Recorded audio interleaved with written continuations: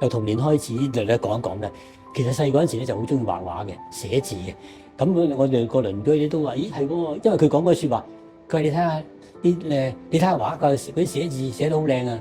因為佢啲咁呢個老人家咁嘅講法咧，就觸動我更加中意寫字。同埋咧，我由細開始就領洗噶嘛，咁我係中意畫聖母嘅。我畫聖母像嗰啲咁嘅即係畫咁都即係令到我嘅寫字同畫咧都有興趣嘅。咁曾經咧就攞個獎。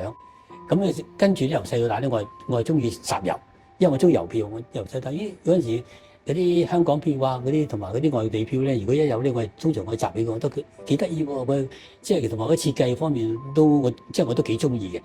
咁跟住咧就係仲有一度就係睇戰爭片同埋睇公仔書。咁我覺得嗰陣時我最中意睇兩本嘅。第一就係財叔，係嗰個作者唔係佢。都係叫許冠文，不過我諗過身嘅嗰個畫家嚟嘅。另外一個咧就係嗰個即係老夫子嘅王澤。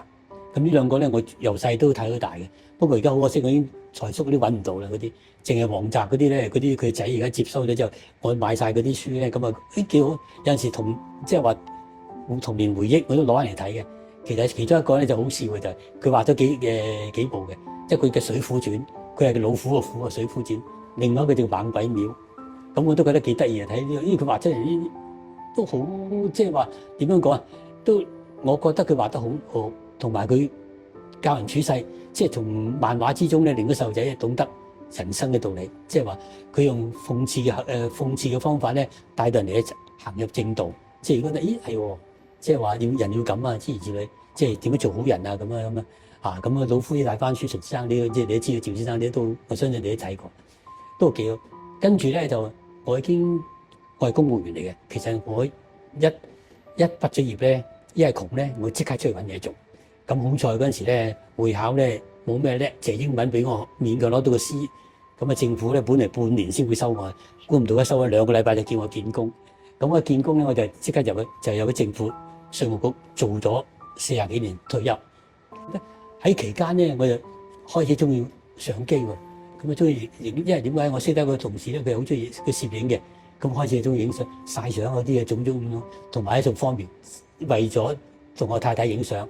細嗰陣時好傻，我而家反省我都好傻，好似睇嗰啲西方啲戰爭片，即係嗰啲戰爭片，特別係嗰啲美軍啊嗰啲咁樣，我哋好似係喎咩中日啊，中日嘅戰爭啊，同埋嗰啲美日戰爭啊，同埋德國美國戰爭嗰啲片，我好中意睇嘅。成日中意睇，好似最出名嘅，好似我相信你唔知唔知，碧血長天啊，同埋嗰啲坦克大決戰啊，種我都好中意睇。但係而家過後咧，我覺得而家咧，自從咧即係呢20年嚟咧，我開始轉變咗太多啦。因為我就反而覺得而家屋企咧收藏咗好多啲玩具啊，因為我啲美軍嗰啲公仔玩具，同埋買埋嗰啲美軍嗰啲背囊啊，啲好多等咗屋企，我都有啲後悔。我都唔知有一日咧，我諗可能會捐晒。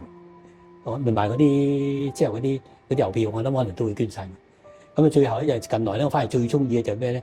就係收集嗰啲紫砂茶壺，同埋嗰啲景德鎮嗰啲瓷器嗰啲壺，我覺得嗰啲反而幾靚。喺屋企沖下茶嗰啲，相當之好。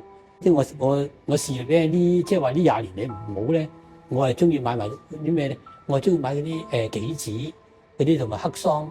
同埋嗰啲蘭花指人，係咯，咁啊3樣溝埋，每晚洗咗之後咧，我就即係食半碗仔，即係浸佢一晚，第二朝攞出嚟食，咦幾好啊！即係希望令到我眼睛咧就即係話健康啲。同埋咧，我又最近睇到一則咧就話，咦係喎嗰啲肉桂粉啊嗰啲，我又覺得咦係喎都無害啊！咁啊叫咗又食，食咗真係喎。原來夜晚通常嚟講，我哋知道我哋而家年紀大咧，每晚會去一次廁所咁樣。